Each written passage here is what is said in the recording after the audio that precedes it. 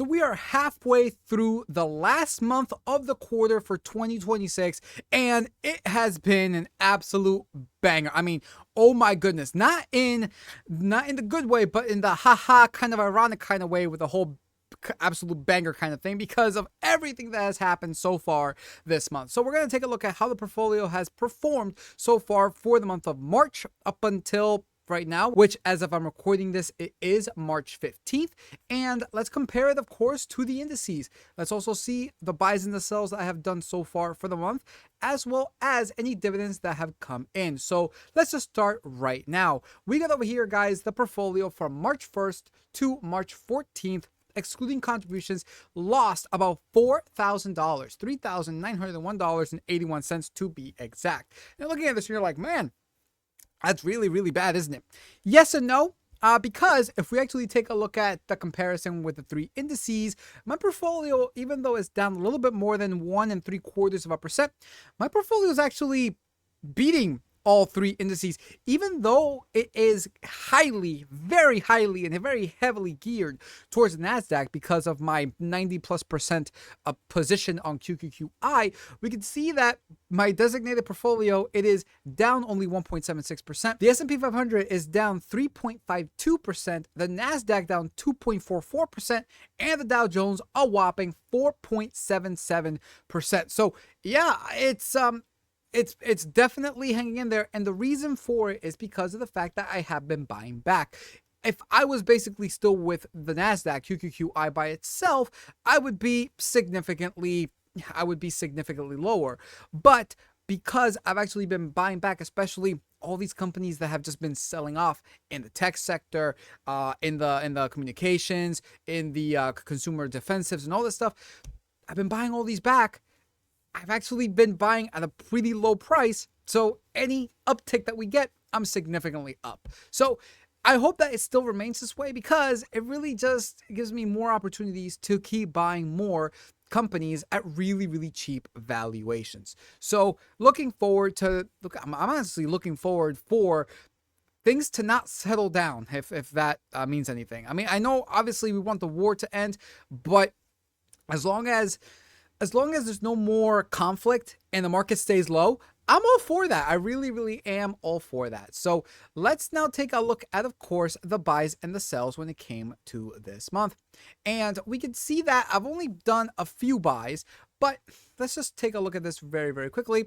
We can see that on the 9th, I bought 33 shares of SCHD at $30.81 per share, worth around $1,016.93. Well, actually, all of these were bought on the 9th, but we can see I also bought Lowe's 2 shares at $245.14 for $490.28. And lastly, I know what you guys are going to say, why did you buy Chevron at such a high valuation? Well, it's because I love my energy stocks, and if this thing crashes down to like 135, 140, I don't care if I'm down. I'm still getting the dividends. So honestly, if it crashes down there, then even better. I really don't mind paying for it at this price, because at the end of the day, my goal is passive income through dividends. I bought 3 shares of Chevron at $189.97, worth a total of $569.92. Now, last time I did make some covered calls, cash secured puts and covered call option premium, but kind of, not really, I lost some. But this time I did no such thing, because I'm just not really gonna do it. I need to figure out a correct way to do it without doing it the way that I have been doing it. But yeah. Anyways, with that, let's actually now just take a look at the dividend income for the month so far. And we can see here that for the estimated amount, we're still looking at $29,676.58, averaging at $2,473.05. Now, so far for the month of March, we received $372.49.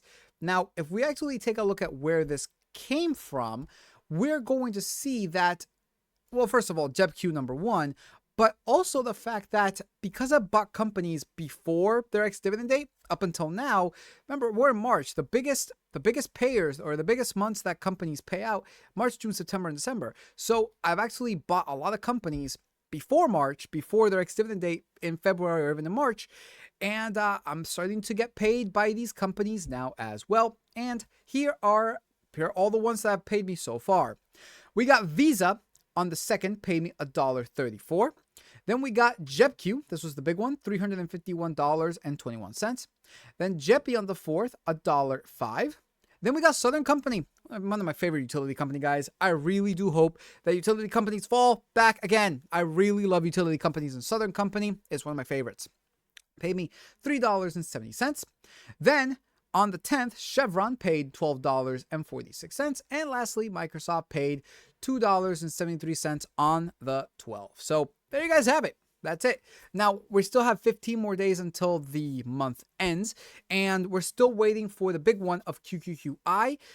Hopefully it's above 2,000. If it's not, then we'll see if it managed to cover my mortgage. Obviously, if it's up by a little bit, it's not that big of a deal. But for all retrospect, right, for all intents and purposes, it technically didn't if it's under 2,300. All right. So yeah, that's basically it. Be back on the last day of the month, March 30th, to see basically the whole portfolio breakdown for the month, the quarter, all the dividend payments, and where we're at with the portfolio and how we're going, or at least what the projections are for the remainder of the year, and if I'm still on track to be financially independent at the bare minimum in 5 years. So with that said, guys, peace out. Make sure to like, subscribe, comment, even though if you guys don't, that's perfectly fine. Again, if you guys show me that you do enjoy these videos and this is something that you do want to see again, I will make more videos of the sort. But for now, only 2 videos a month for this. It is what it is. But yeah, spread it around. If you guys like it, let me know. That'd be awesome. If you guys would like to support, again, like, subscribe, comment, really does help. But with that said, peace out, and we'll see you all next time.